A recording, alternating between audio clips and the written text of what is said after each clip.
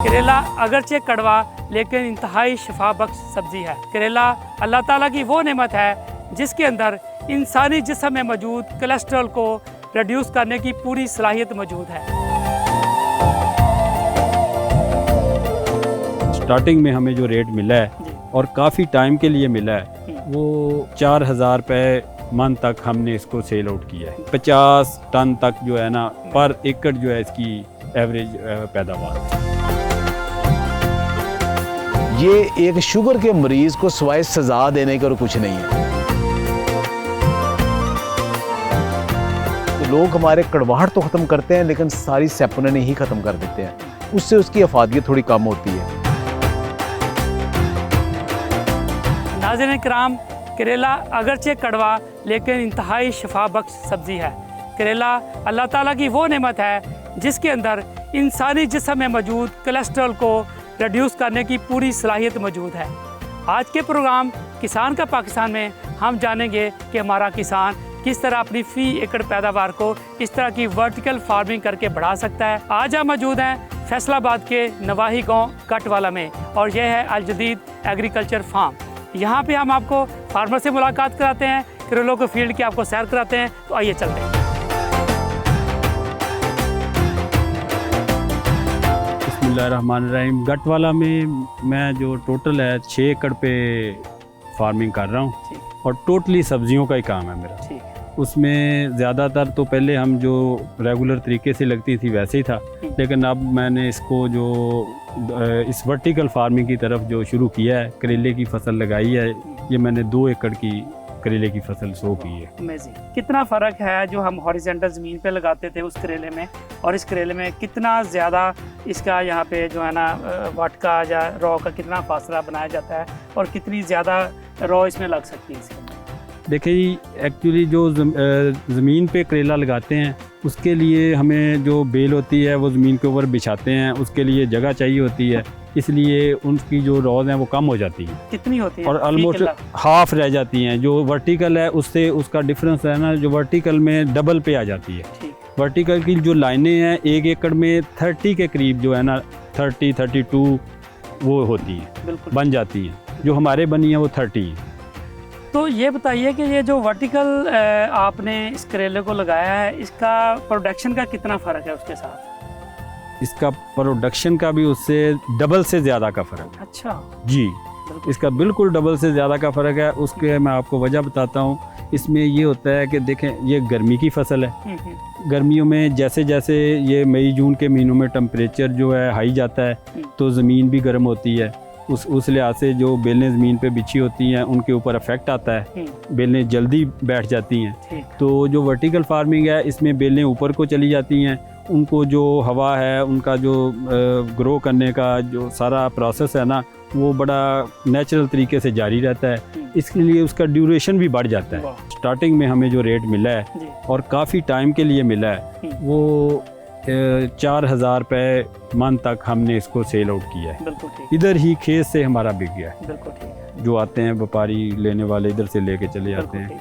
तो 4,000 रुपये मन से 4200, 4,000, 3800। हाँ जी, मैं ये चलता रहा है। अभी जाके ये पिछले कोई 10 दिन हो गए हैं, 10 दिन से थोड़ा सा रेट गर्मी बढ़ गई है। साथ में एक्चुअली होता है ज़मीनी करेला जो है वो भी ऐड हो गया, इसलिए कुछ वो थोड़ा रेट नीचे आता ना 2,000 पे, फिर उसके बाद आजकल जो है 1,000, 1,200 यहाँ तक चल रहा है। तो लेकिन ये ऐसे है कि अभी इसको हम एक्सपेक्ट जो करते हैं आगे जाके, और इंशाल्लाह ऐसे ही होता है, हर सीज़न में देखा जाता है कि ये जो ज़मीनी करेला है जब ये गर्मी में उसका टाइम वैसे एंड हो रहा है आगे जाके थोड़े दिनों तक। हाँ जी, और ये दोबारा फिर उठ जाता है और ये फिर दोबारा उन्हीं बुलंदियों को छूता है जो हमने शुरू में इसको। तो ओवरऑल कितना फ़ी एकड़ पैदावार क्या है? ये ओवरऑल जो है ना जी इससे वेरी करता है क्रॉप टू क्रॉप, उसकी आपने कैसी लुक आफ्टर की हुई है, आगे साथ कैसे लेके चलते हैं।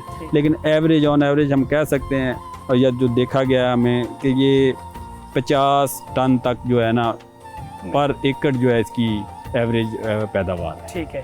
और इस तरह क्या इसकी ओवरऑल फ़ी एकड़ कितने पैसे इसमें कमाए जाते हैं?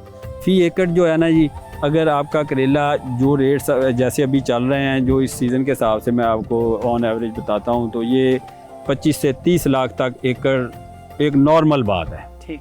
इसकी। तो खर्चा निकाल के क्या जो नेट प्रॉफिट इसका जो खर्चा है ना जी, इसका खर्चा डेफिनेटली दूसरी तरीके से ज़्यादा होता है जो हम ज़मीनी लगाते हैं, लेकिन आप अर्निंग भी देखें बहुत ज़्यादा है। तो जो ये करेला है उसका खर्चा 5 से 7 लाख रुपया एकड़ पे खर्चा आ जाता है।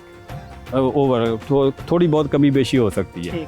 हाँ जी, तो फिर आप देखें कि ये अगर 25 से 30 लाख की इसकी अर्निंग है, उसमें से 5 से 7-8 लाख जो है खर्चा निकलता है, तो आप 20 लाख तक इसका प्रॉफिट मिलता है। पाकिस्तान का कौन कौन सा इलाका है जिसमें करेला जो है कामयाबी से काश्त किया जा सकता है? पाकिस्तान की तमाम ज़मीनें जो है करेले की काश्त के लिए अच्छी हैं, सवाए कलराठी ज़मीनें जहाँ पे कलर ज़्यादा हो, शोर ज़्यादा हो या नमकियात का रेशो ज़्यादा हो, तो वहाँ पे ज़रा सोडियम टॉक्सिसिटी से उगता ज़रूर है, चलता ज़रूर है, फल का साइज़ ज़रा छोटा रह जाता है। और टेम्परेचर में तकरीबन पूरे पाकिस्तान में इसको लगाया जाता है, मौसम गर्मा की फसल है। नाइट टेम्परेचर जब आपका 8 डिग्री से ऊपर जाना शुरू हो जाए, वापस की तरफ सफ़र शुरू हो जाए, तो आप इसके बीज को काश्त कर सकते हैं, ग्रो कर सकते हैं और उसके बाद बेहतरीन जर्मिनेशन अपनी लेके, तो जब इसकी वेजिटेटिव ग्रोथ है उसके लिए हमें दिन का टेम्परेचर जो है वो 25-26 के लगभग में चाहिए होता है, तो ये अपनी वेजिटेटिव ग्रोथ लेता है। और जब ये 30 के लगभग आता है तो उस वक्त ये अपनी फ्लावरिंग और फ्रूटिंग जो बड़ी कमाल की करता है। ये 45 डिग्री टेम्परेचर तक बड़ा ज़बरदस्त, इसको कोई परेशानी नहीं है। आज भी हम जो फैसलाबाद में जिस जगह खड़े हैं तो यहाँ पे आज का टेम्परेचर जो है 45 डिग्री 45 डिग्री सेल्सियस है, और आप देख सकते हैं पौधे कितने फ्रेश खड़े हैं, कितने चमकदार हैं, कहीं पे भी इनके मुरझाने के या लटकने के या विल्टिंग के निशान मौजूद नहीं है।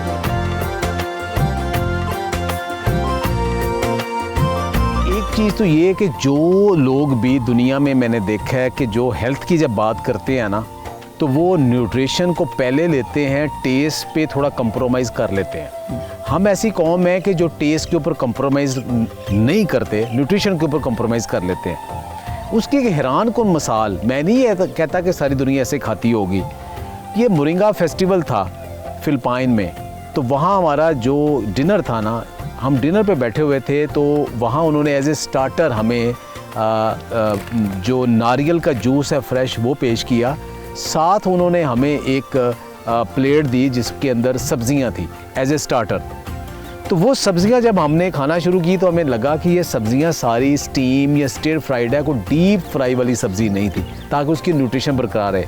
तो उसके अंदर मुझे करेले के थोड़े चंक भी नज़र आए, तो मैंने कहा ये डेफिनेटली फ्राई किए होंगे, मज़ेदार होंगे। तो जब मैं करेला वो मुंह में डाला तो अच्छा खासा कड़वा था, तो मैंने तो फ़ौरन थूक दिया।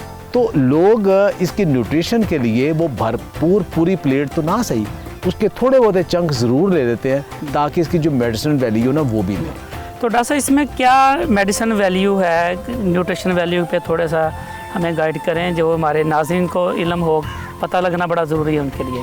देखिए, पहली चीज़ तो ये है कि तकरीबन सारी सब्जियां हम कहते हैं लो कार्ब है, सारी सब्जियां एंटी इन्फ्लेमेटरी उनके अंदर होते हैं, तकरीबन सारी सब्जियों के अंदर ही मिनरल्स और विटामिन्स होते हैं। लेकिन उनके साथ एक इम्पॉर्टेंट चीज़ ये होती है कि उनके अंदर कार्ब्स कम होते हैं।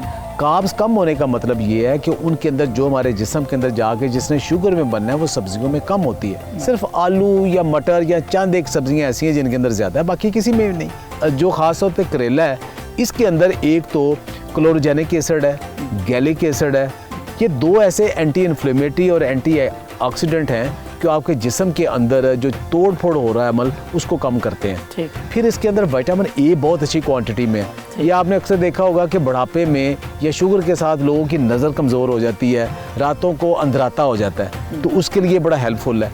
और ये जूस, करेले का जूस, अच्छा बहुत सारे लोगों को जब पता चला या रवायती तौर पे पता था कि चेरेंटन जो है ना ये इसके अंदर मौजूद है और इसके अंदर ये सलाहियत मौजूद है कि ये कम कर देता है शुगर लेवल को और ये इंसुलिन को बढ़ा देता है, तो लोगों ने करेले का जूस पीना शुरू कर दिया। लेकिन ये एक शुगर के मरीज़ को सिवाय सज़ा देने का और कुछ नहीं है। अल्लाह ताला ने करेला इसलिए नहीं रखा कि आप करेले का जूस पिएं। बहुत सारे लोग वज़न कम करने के लिए या शुगर कम करने के लिए करेला खाते हैं या करेले का जूस पीते हैं। वो अहमकों की दुनिया में रहते हैं, ये सादा लोग हैं। दरअसल जब सब्जी को लो कार्ब के तौर पे आप प्लेट भर के मज़ेदार बना के खाएं और उसको बहुत डीप फ्राई और प्रोसेस वाले जो मसाले ना डालें तो उसके अंदर सारी न्यूट्रिशन आ जाती है। ठीक। वही तरीका है मज़ेदार खाने का।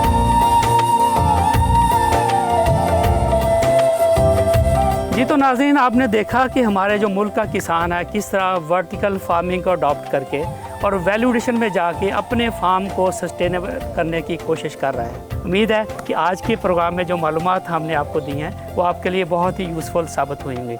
अपने होस्ट तारक तनवीर और मेरी टीम को दीजिए इजाज़त और आप देखते रहिए किसान का पाकिस्तान, सिर्फ डिस्कवर पाकिस्तान।